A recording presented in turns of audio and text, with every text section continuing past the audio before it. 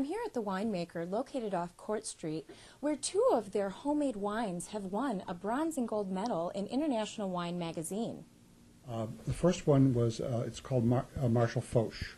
It's from a juice, grapes that were grown in the Finger Lakes. We bought it last fall and worked on it all fall and most of the winter, and it's a new wine, it's young, and we bottled it just before the competition and then shipped it off with high hopes. And the other one was a Gewürztraminer ice wine, or ice style wine, that we made from one of the kits that we actually stock in the store. If it's traditional ice wine, it's grapes that have been left on the vine until they're frozen, usually down around 20 degrees.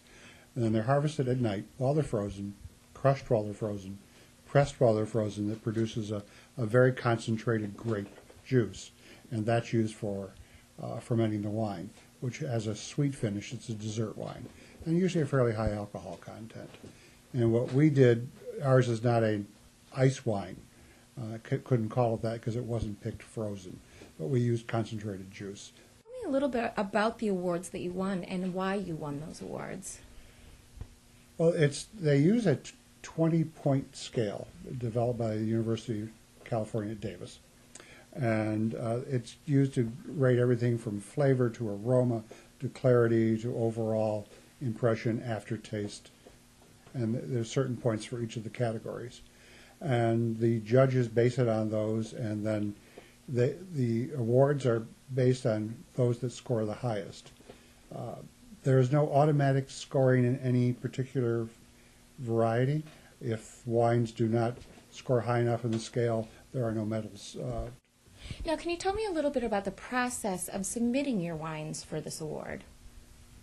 Well, the contest is run by WineMaker magazine, and it's an international competition, and they put out an invitation basically around January, inviting amateurs from all over the country, all over the world for that matter, to submit wines under many categories, from Native American grapes to fruit, and everything in between, blends, traditional varieties, and you submit them to them. The contest is actually held in Vermont, and they bring in expert tasters from around the world. Classes are instructed here at the WineMaker so that local residents are able to utilize their own skills and perfect the wines that they're actually looking for. If you take part in our individualized winemaking classes, we will supply you with corks, shrink wraps, bottles, and we'll customize a label for you based upon whatever you've made. And we have a lot of people who do come up with some really creative ideas for labels.